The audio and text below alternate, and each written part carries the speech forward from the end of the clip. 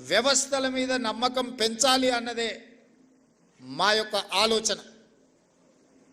ఈ వ్యవస్థలలో ఒక భాగం జర్నలిజం. నేను ఒకటి రెండు విషయాలు జస్ట్ అవుటర్ లైన్ టచ్ చేసి వదిలేస్తా. గతంలో శాసనసభ జరిగినప్పుడు జర్నలిస్టులను ఎవరిని లోపలికి రానిచ్చాలన్నా చాలా ఇబ్బందికరమైన పరిస్థితులు. ముఖ్యమంత్రి కార్యాలయం దిశగా దేవుడెరుగు గేట్ లోపలికి రావాలంటే కూడా ఎన్నో నిబంధనలు నియంత్రణలు ఉండే. నేను వచ్చిన వెంబడే స్పీకర్ గారికి రిక్వెస్ట్ నేను చేసిన, మీరు చేయాల, మీ మిత్రులకు కూడా అడిగిన. గతంలో ఉమ్మడి రాష్ట్రంలో ఉన్నప్పుడు అసెంబ్లీ మీడియా కమిటీ అని జర్నలిస్టుల నుంచి ఒక కమిటీ వేసుకొని ఆ కమిటీనే ఏ రకంగా అసెంబ్లీ పాసులు ఇవ్వాలనో వాళ్ళే స్పీకర్ గారితో చర్చించి ఒక నిర్ణయం తీసుకునేది. ఈ మధ్యలో మేము అనుమతిస్తే ఒకే పత్రికకు, ముఖ్యంగా పొలిటికల్ పార్టీ ఓన్డ్ మీడియా, రాజకీయ పార్టీలు వాళ్ళ విధానాలను చెప్పుకోవడానికి ఒకప్పుడు పత్రికలను పెట్టుకున్నారు. అంటే సిద్ధాంతపరమైన వైరుధ్యాలు ఉన్నప్పుడు సిద్ధాంత భావవ్యాప్తి కోసము ఆనాడు రాజకీయ పార్టీలు వాళ్ళ సిద్ధాంతాలను ప్రజలకు వివరించడానికి, ప్రజల్ని ఆ సిద్ధాంతం వైపు ఆకర్షితులను చేయడానికి, ఆ సిద్ధాంతం ద్వారా సమాజానికి మేలు జరగడానికి ఆనాడు రాజకీయ పార్టీలు పత్రికలను పెట్టుకున్నారు. దాంట్లో ప్రథమ కోవాలో కమ్యూనిస్టు సోదరులు వస్తారు. వాళ్ళు ఏ రోజు కూడా సిద్ధాంతపరమైన అంశాలనే ఆ పత్రికలలో రాసేవాళ్ళు, క్రోడీకరించేవాళ్ళు, విశ్లేషించేవాళ్ళు, సమాజంలో ఉన్న సమస్యను ప్రజల యొక్క కోణంలో అందులో రాసేవాళ్ళు. ఎప్పుడు కూడా కమ్యూనిస్టు సోదరుల నేతృత్వంలో ఉన్న పత్రికల మీద తీవ్రమైన ఆరోపణలు కానీ అభ్యంతరాలు కానీ ఎప్పుడు వ్యక్తం అయ్యేటివి కావు. మేము చాలా సందర్భాలలో ఆ జర్నలిస్టు కలిస్తే కూడా వాళ్ళతో సమాచారాన్ని, వాళ్ళ అవగాహనను, వాళ్ళ విశ్లేషణను మేము అడిగి తెలుసుకునేటోళ్ళం. జర్నలిస్ట్గా కార్డ్ హోల్డర్స్ ఉన్నోళ్ళు అందులో జర్నలిస్ట్గా పనిచేసేది. అందులో పనిచేసిన వాళ్ళు తర్వాత కమర్షియల్ పత్రికలకు వచ్చిన కార్డ్ హోల్డర్స్ కొంత వాళ్ళ గౌరవాన్ని కాపాడుకునే ప్రయత్నం చేసేటోళ్ళు. ఆ తర్వాత పరిణామ క్రమంలో వచ్చిన పరిస్థితుల్లో రాజకీయ పార్టీలు ప్రారంభించుకున్న పత్రికలు కార్యకర్తలుగా మారితే పర్వాలేదు, నాకేం అభ్యంతరం లేదు. వాళ్ళని కార్యకర్తలుగా మేము భావించి సరే ఆ పార్టీ కార్యకర్తలు ఏదో ఒక రూపంలో ఇక్కడికి వచ్చినారు. కానీ ఉన్మాదంతో ఎట్టి పరిస్థితుల్లో ప్రెస్ మీటో లేకపోతే అక్కడ జరుగుతున్న కార్యక్రమాలని డిస్టర్బ్ చేయాలన్న ఆలోచనతోనే వ్యవహరించే పరిస్థితులు ఈరోజు వచ్చినాయి. దీన్ని మనం ఏ రకంగా ఎదుర్కోవాలనో మీరు చెప్పాలి. ఈరోజు సమాజంలో కొత్తగా వచ్చిన సమస్య ఇది. రాజకీయ పార్టీలు పెట్టుకున్న పత్రిక యొక్క పాత్రికేయులు అందరన్నీ నన్ను, అందులో కొందరు, ఏ వర్గంలో అయినా కొందరు చేసే పనే అందరికీ అంటుకుంటుంది. అందరు ఆ విధంగా ఉన్నారని నేను అనడం లేదు. కానీ ఆ కొందరిని కూడా ఏ విధంగా మనం ఇవాళ నియంత్రించుకొని ముందుకు వెళ్ళాలనో, ఇవాళ పెద్దలందరూ ఇక్కడ ఉన్నారు. 20 ఏళ్ళు, 30 ఏళ్ళు, 40 ఏళ్ళు అనుభవజ్ఞులు ఉన్నోళ్ళు, జర్నలిజం పట్ల అవగాహన ఉన్నోళ్ళు, మా మాజీ పిసిసి అధ్యక్షులు, ప్రభుత్వ ప్రత్యేక సలహాదారు మా పెద్దలు కె కేశవ్ గారు కూడా మీ సామాజిక వర్గం నుంచి వచ్చినవాడు. ఇవాళ వాళ్ళ కూతురుగా మేయర్గా వారు ఇక్కడ ఉన్నారు. ఈరోజు నిజంగా మీరు ఆలోచన చేయండి. గతంలో సెక్రటేరియట్ ప్రజాప్రతినిధులుగా మేమే పోయేవాళ్ళం కాదు. ఇవాళ సెక్రటేరియట్లో ముఖ్యమంత్రి కార్యాలయానికి జర్నలిస్టులు వచ్చి కూర్చొని, అది చిట్ చాట్ కావచ్చు, లేకపోతే ఇంకేదైనా విషయం కావచ్చు, లేదా పత్రికా సమావేశాలను కూడా సెక్రటేరియట్లో పెట్టి మిమ్మల్ని అందరినీ పిలిచి ప్రభుత్వం అధికారిక కార్యక్రమాలను అక్కడి నుంచి మీరు రాసే విధంగా ఈరోజు మా ప్రభుత్వంలో తీసుకొచ్చిన మార్పు, ఈ మార్పు మీకు చేరిందనే, ఈ మార్పును మీరు గుర్తించిందనే నేను భావిస్తున్నా. కానీ ఈ మార్పు సమాజానికి నష్టాన్ని, మా కష్టాన్ని తెచ్చేదిగా ఉండకూడదు. కొన్ని రాజకీయ పార్టీలకు సంబంధించిన పాత్రికేయ మిత్రులు, కొంతమంది మంత్రుల కార్యాలయాలు లేకపోతే ఇతర దగ్గర ఒకేసారిగా చాలామంది వచ్చి అక్కడ కూర్చొని అక్కడ ఉన్న జరగని వాటిని జరిగినట్టుగానో లేకపోతే జరిగితే బాగుంటుందని కొంతమందిని పాసులు ఇచ్చి తీసుకొచ్చి లోపలికి తీసుకొచ్చి అనవసరమైన రాద్ధాంతాలను సృష్టించే ప్రయత్నాలు చేస్తున్నారు. మరి ఇట్లాంటి వాటిని ఎట్లా నియంత్రించాలనో మీరే నిర్ణయించి మీరే వాటిని ఏదో ఒక రకంగా ఒక కొలిక్కి పట్టుకురావాలి. అసెంబ్లీలో పాసులు ఇచ్చినా కూడా అవసరానికి మించి వాళ్ళే వచ్చి ప్రెస్ మీట్ పెడితే కూడా గుర్తింపు పొందిన జర్నలిస్టులకు కుర్చీ దొరకదు. వాడు యూట్యూబ్ అంటాడు, వాడు ఆ ట్యూబ్ అంటాడు, వాడు యూట్యూబ్ అంటాడు, వాడు వచ్చి మొదటి సీట్లలో కూర్చుంటాడు. వాళ్ళు ఏం అడుగుతారో వాళ్ళకి మేము ఏం చెప్పాలో మాకు అర్థం కాదు. ఇది మాకే కాదు, మీకు కూడా. నాకు తెలిసి ఒకప్పుడు నేను చాలామంది జర్నలిస్ట్ మిత్రులు నాకు ఉన్నారు. సీనియర్ జర్నలిస్ట్ రాగానే లేచి కూర్చొచ్చి వీళ్ళు వెనక్కి పోయి కూర్చునేటోళ్ళు. మేము పత్రికా సమావేశం పెడితే కూడా ఓఎల్ఆర్ డెస్క్ ఇన్ఛార్జీలు లేకపోతే మీ దాంట్లో సీనియర్ జర్నలిస్టులు వస్తే, వేరే సంస్థకు సంబంధించిన జర్నలిస్ట్ వస్తే కూడా లేచి జూనియర్స్ లేచి ముందు వరుస వాళ్ళకి ఇచ్చి వీళ్ళు వెనక్కి పోయేటోళ్ళు. ఇప్పుడు విపరీతం ఎట్లయిపోయిందని అంటే అసలు కంటే కొసరోళ్ళది ఎక్కువైపోయింది. ఎవరిది ఏ ట్యూబో తెలుస్తలేదు మాకు. ఇక ఆ ట్యూబ్లో ఎక్కడికంటే అక్కడికి వెళ్ళిపోయి ఏది పడితే అది మాట్లాడితే అక్కడ ఉన్న ప్రజలు ఏమన్నా అంటే చూసిరా జర్నలిస్టుల మీద దాడి అని. జర్నలిస్ట్ అనే పదానికి డెఫినేషన్ ఏందో మీరు డిసైడ్ చేయండి. మేము ఎవరిని జర్నలిస్ట్గా చూడాలో మీరు చెప్పండి. ఎవరు దోస్తే వాడు ట్యూబ్ పెట్టుకొని ఆ ట్యూబ్లో పెట్టుకొని వాడు మెడలో పట్టేసుకొని మెడలో ఇది కట్టుకొని వాడు నేను ట్యూబ్కో జర్నలిస్ట్ అని బయలుదేరితే వాళ్ళు వివరించే విధానాన్ని బట్టి ప్రజలు వివరిస్తారు. ఏది పడుతుంది మధ్యలోనే అడ్డం దొడ్డం మాట్లాడి ఏదైనా ఏమన్నా అంటే చూసిరా జర్నలిస్టుల మీద. సో ఈ విధానానికి ఎక్కడో ఒక దగ్గర పులి స్టాప్ పెట్టాలి. దీన్ని ఆలోచన చేయాల్సింది మీరే. ఎందుకంటే ఇంతకంటే పెద్ద సందర్భం నాకు దొరకదు మీకు ప్రభుత్వం వైపు నుంచి కానీ ప్రజాప్రతినిధిగా మేము ఎదుర్కొంటున్న సమస్యల్ని మీ దృష్టికి తీసుకురావడానికి ఇంతకంటే మంచి అకేషన్ ఏమి ఉండదని నేను భావిస్తున్నా. అక్రిడేషన్ కార్డుల గురించి పెద్దలు శ్రీనివాసరెడ్డి గారు చెప్పారు. ఇద్దరు శ్రీనివాసరెడ్డి స్క్వేర్ ఈరోజు మీ సమస్యల్ని మీ ముందర పెట్టారు. నిజమైన జర్నలిస్టును ఒక్కరిని కూడా అగౌరవపరచాలన్న ఆలోచన కానీ వాళ్ళకి అక్రిడేషన్ కార్డులు కానీ ఆరోగ్య భద్రత కార్డు కానీ ఇంటి పట్టాల విషయంలో కానీ మీకు ఎలాంటి నష్టం జరగకుండా చూసే బాధ్యత ఈ ప్రభుత్వం అని చెప్పి నేను మీకు మాట ఇస్తున్నా. కానీ అట్ ద సేమ్ టైం ఈ ప్రభుత్వం ఎదుర్కొంటున్న అనవసరమైన రాద్ధాంతాలను నియంత్రించాల్సిన బాధ్యత మీ మీద ఉన్నది. మీరు డిఫైన్ చేయండి ఎవరిని జర్నలిస్ట్గా మేము గుర్తించాలి, ఆ జర్నలిస్ట్కి ఉన్న ఎథికల్ లైన్ ఏంది, ఏ హద్దు దాటకుండా జర్నలిస్టు ఉండాలి, ఆ జర్నలిస్టు హద్దు దాటి వివరించినప్పుడు ఎదురుగున్నోడు క్షణికావేశానికి లోనైనప్పుడు జరిగే పరిస్థితులు ఎట్లా ఉంటాయి, వీటన్నిటిని కూడా మనము ఆలోచన చేసి ఒక పరిష్కారం చూపించుకోవాల్సిన బాధ్యత మన మీద ఉన్నది. నేను ఇంకొక మాట కూడా చెప్పదలుచుకున్నా. ఈరోజు సిద్ధాంతాలు రాసుకోవాల్సిన పత్రికలు ఇష్టారాజ్యంగా అసలు ఏ భాష వాడాలనో జర్నలిస్టులకు కూడా కొన్ని నిబంధనలు ఉన్నాయి కదా. అసెంబ్లీలో మేము ఏదైనా మాట్లాడితే రికార్డుల నుంచి తొలగించడమనో లేకపోతే ఈ భాషకు పద్ధతి లేదనో మనం పార్లమెంటరీ వ్యవస్థలో మనం అనుకుంటున్నాం కదా. మరి పత్రికలకు జర్నలిస్టులకు ఏ భాష రాయాలి, ఎలాంటి భాష వాడాలి, ఏ పదప్రయోగం హోదాని బట్టి రేవంత్ రెడ్డి మీకు నచ్చకపోవచ్చు యాజ్ ఎ ఇండివిజువల్, కానీ Revanth Reddy is Telangana chief minister. Telangana chief minister అనేది ఒక గౌరవప్రదమైన హోదా, ఒక జర్నలిస్ట్ అనేది ఒక గౌరవప్రదమైన హోదా. వ్యక్తితో నీకు నచ్చవచ్చు నచ్చకపోవచ్చు, ఆ హోదా మనమందరు ప్రజలందరూ కలిసి ఇస్తే వచ్చిన హోదా. ఆ హోదాని గౌరవించాల్సిన బాధ్యత ఆ పత్రికలకు కానీ ఆ పత్రిక యజమానుల ముసుగుల్లో ఉన్న రాజకీయ పార్టీ నాయకులకు కానీ ఉండదా? వాళ్ళకి లేనప్పుడు మేమెందుకు పాటించాలనేది నా ప్రశ్న. వాళ్ళు ఆ బాధ్యతను మరిచి అసభ్యంగా వ్యవహరించి అసందర్భమైన అంశాలను ప్రస్తావిస్తే న్యాచురల్గా రియాక్షన్ ఉంటుంది. ఆ రియాక్షన్ని మొత్తం జర్నలిస్టులకు మీరు ఆపాదించుకోకండి.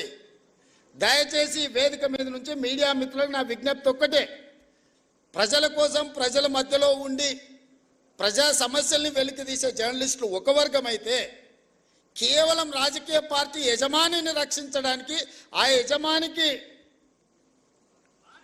మొత్తం వ్యవస్థను అప్పచెప్పడానికి ప్రయత్నం చేస్తున్న వాళ్ళు ఇంకొక కోవా. ఈ రెండింటిని మీరు విడదీయండి.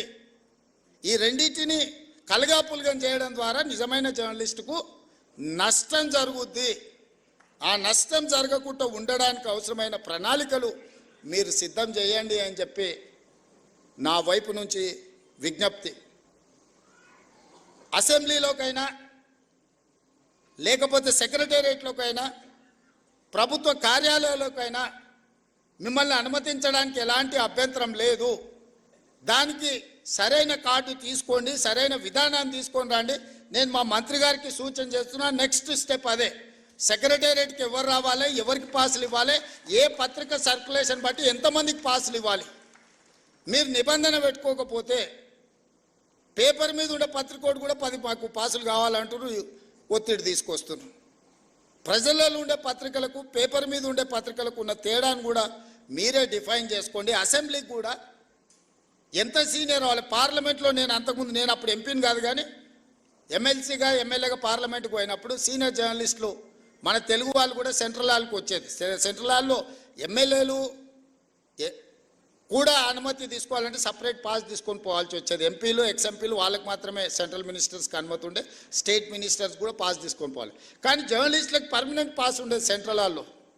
నేను ఒకసారి అనుకున్న, ఒక జర్నలిస్ట్కు పాస్ ఇచ్చిన వాళ్ళు మాకెందుకు ఇయ్యారా అని. అంటే వాళ్ళు 20-25 ఇయర్స్ వాళ్ళు ఈ ప్రొఫెషన్లో ఉండరు, వాళ్ళు దీన్ని అగౌరవపరచరు, వాళ్ళు ఒక గౌరవప్రదంగా దీన్ని కాపాడతారు కాబట్టి వాళ్ళకి సెంట్రల్ హాల్కి అనుమతి ఇచ్చిందని ఆ రోజు చెప్పారు.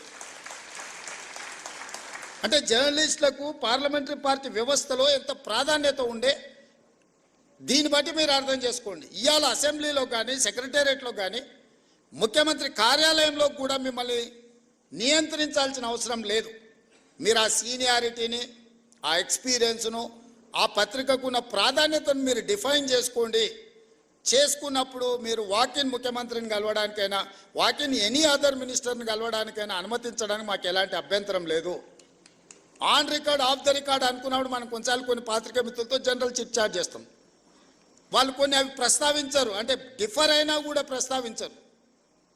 మనం ఆఫ్ ద రికార్డ్ అని ఏదైనా వాళ్ళతో షేర్ చేసుకుంటే జస్ట్ పరిస్థితులు మనం చర్చించుకున్నాం. నిజంగా ఆ జర్నలిస్టు ఒకవేళ ఇక్కడి నుంచి ఇంకొక దగ్గరికి మారినా పాతకాలంలో దాన్ని ఆ లైన్ పెట్టుకునేటోళ్ళు, ఆ థిన్ లైన్తోని వ్యవహారం చేసేవాళ్ళు. ఇప్పుడు అట్లా లేకుండా పోయింది. అనకున్నా అన్నరాను, లేకపోతే ఏదైనా జనరల్ చిట్ చాట్కి వస్తే నాకు ఒక బ్యాడ్ ఎక్స్పీరియన్స్ ఉంది. జనరల్ చిట్ చాట్ ఎప్పుడో గాంధీ భవన్లో వేస్తే ఎవరో జర్నలిస్టులే ఉన్నారు అందరు, మరి అది రికార్డ్ చేసుకొని బయటికి పోయారు అనెతికల్గా. మనం ఊరికే కూర్చున్నప్పుడు యథాలాపంగా మాట్లాడుతుంటాం మనం, అంటే భాషలో కానీ లేకపోతే భావంలో కానీ పెద్ద అటెన్షన్ రాజేమంతా మనమే ఫ్రెండ్స్ లాగా ఏదో నవ్వుకో. అది రికార్డ్ చేసుకెళ్ళి ఇవ్వడం అనేది అదేమన్నా భావ్యమా?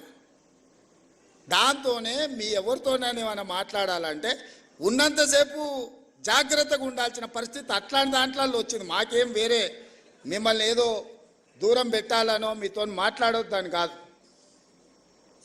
ఎవరిని అకౌంటబుల్ ఫిక్స్ చేస్తాం నాకు తెలిసి ఎవరో కూడా, కానీ వాళ్ళని అన్నం అనుకో అది ఇంకొక చర్చకు దారితీస్తుంది. సో ఇట్లాంటివి అన్నిటిలో కూడా ఈరోజు సీనియర్స్ అందరు ఉన్నారు, సీనియర్స్ సిన్సియర్స్ కావాల్సిన వాళ్ళు అందరు ఉన్నారు. మీరు ఒక లైన్ పెట్టుకోండి. మీ ఆరోగ్య భద్రత కార్డు, మన ఢిల్లీ పోయినప్పుడు ఢిల్లీ హాస్పిటల్స్లో మేమేమో కార్డు అక్కడ ఉంది, మేమేమో ఢిల్లీలో ఉన్నాం, మాకు ఢిల్లీలో ఏదన్నా హెల్త్ ఇష్యూ వస్తే హాస్పిటల్కి పోలేకపోతున్నాం అన్నారు. ఇమ్మీడియట్గా రెసిడెంట్ కమిషనర్ పిలిచి ఢిల్లీ హాస్పిటల్లో కూడా వాళ్ళకి ఏం కావాలనో చేయండి, ఒకవేళ అక్కడ కాకపోతే సీఎం రిలీఫ్ ఫండ్ కానీ ఏం కావాలంటే వాళ్ళకి చేయాలని చెప్పేసి వచ్చింది.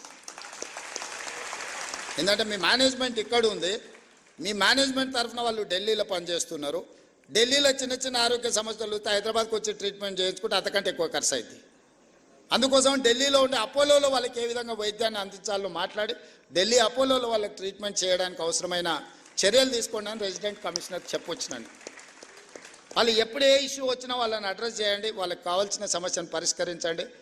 తెలంగాణ భవన్కి వస్తే వాళ్ళకి కూర్చోవడానికి కానీ మంచి చెడ్డకు ఒక మంచి ప్రాపర్ వాళ్ళకి ఇది ఇవ్వండి అని చెప్పి రెసిడెంట్ కమిషనర్ చెప్పొచ్చింది.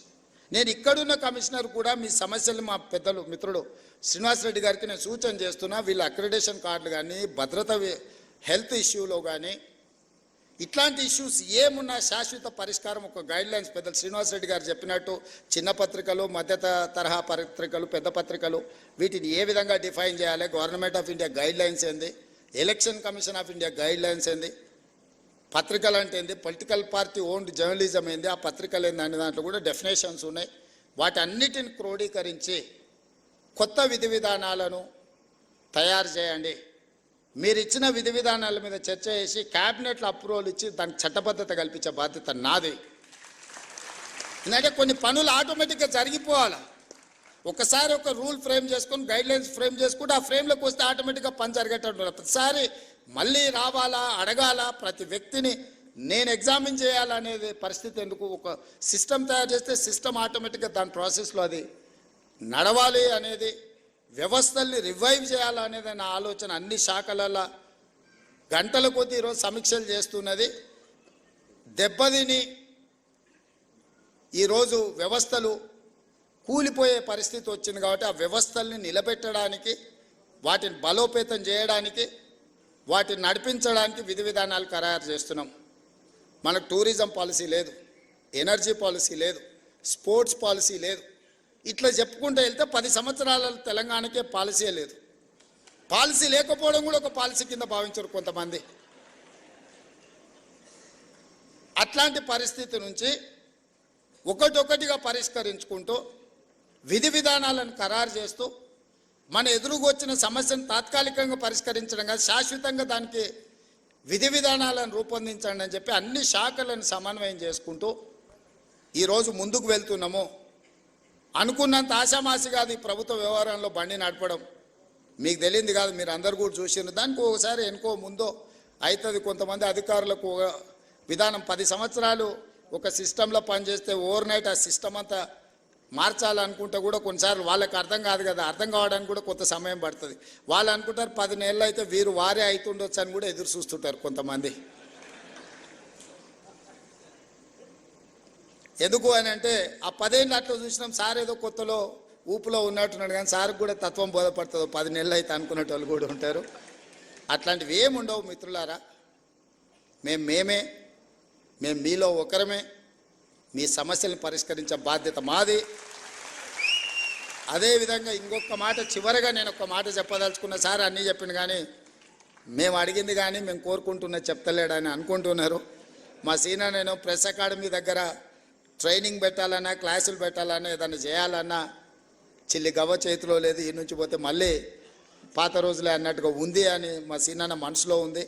అందుకే ప్రెస్ అకాడమీ దగ్గర ఒక 10 కోట్ల రూపాయలు మీ దగ్గర పెట్టుకోండి.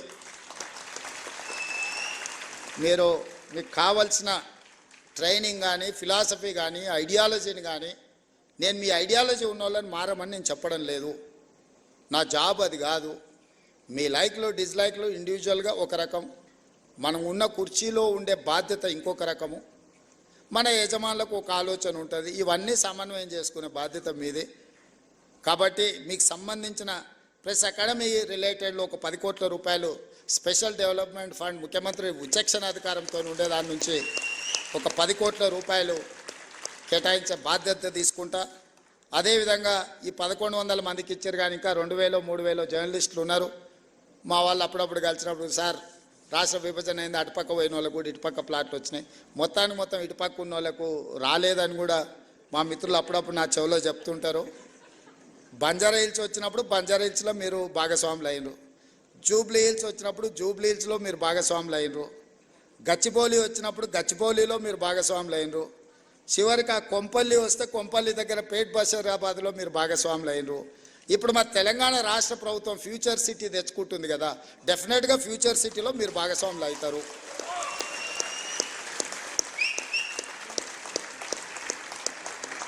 ఎవరైతే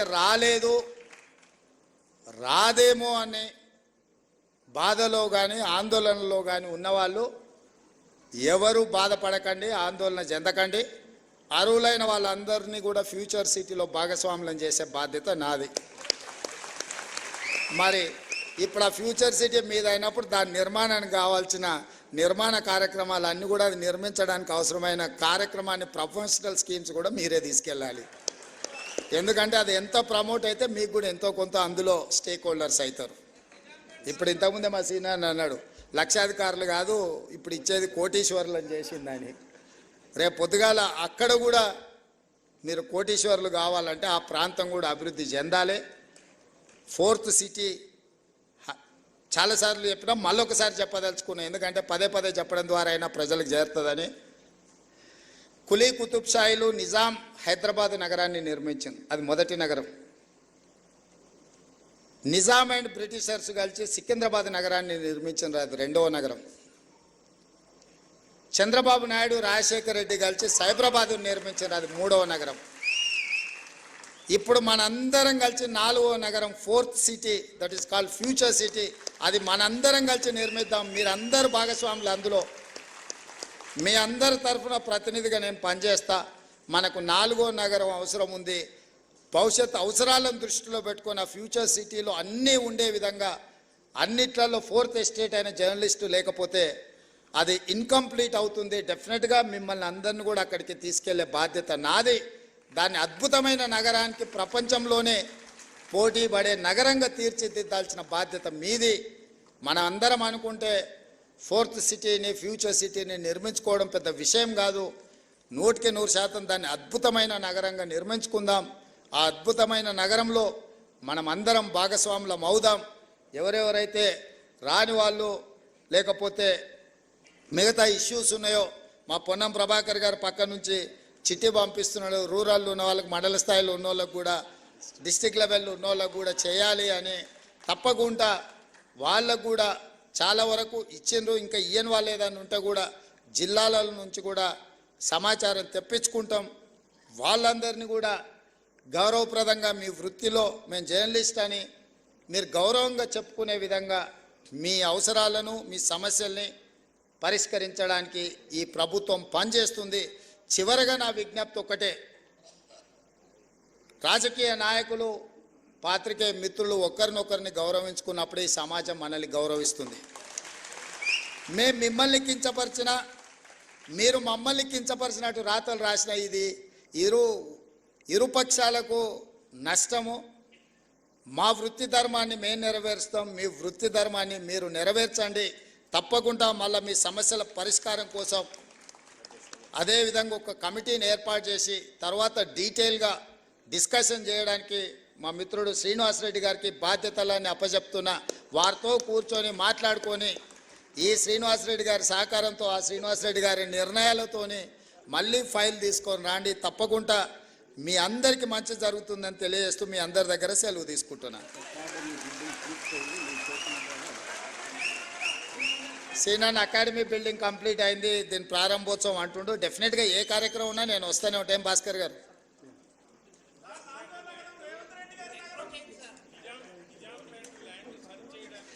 డెఫినెట్గా వంశీ చెప్పింది నాకు గుర్తుంది. అంచనా తెచ్చుకున్నాక దాన్ని ఏం చేయాలనో చెప్తా. రెండు ఏదున్నా మీకు ఇచ్చిన భూమితో పాటు మీకు చేయగలిగిన సాయం ఇట్లా మీరు మీ గురించి చెప్తారు. మీతో పాటు నేను కూడా హౌసింగ్ సొసైటీలో సభ్యుని, మా ఇంట్లో వస్తే అంటున్నారు వాళ్ళకి పట్టాలు ఇచ్చినాక నీళ్లు పట్టా ఎప్పుడు వస్తుంది అని. ఎమ్మెల్సీగా నేను కూడా 10 లక్షలు కట్టిన, నేను కూడా అందులో సభ్యుని. నా ఇంటి పట్టా రాలా, కానీ మీ ఇంటి పట్టా క్లియర్ చేసినాము. కాబట్టి తప్పకుండా మీరు తీసుకొచ్చిన సమస్యలు మా అధికారులు రాసుకున్నారు. వాటిని దృష్టిలో పెట్టుకొని తప్పకుండా వాటిని పరిష్కరించడానికి ముందుకెళ్తామని తెలియజేస్తూ సెలవు తీసుకుంటున్నా. ధన్యవాదాలు మిత్రులారా.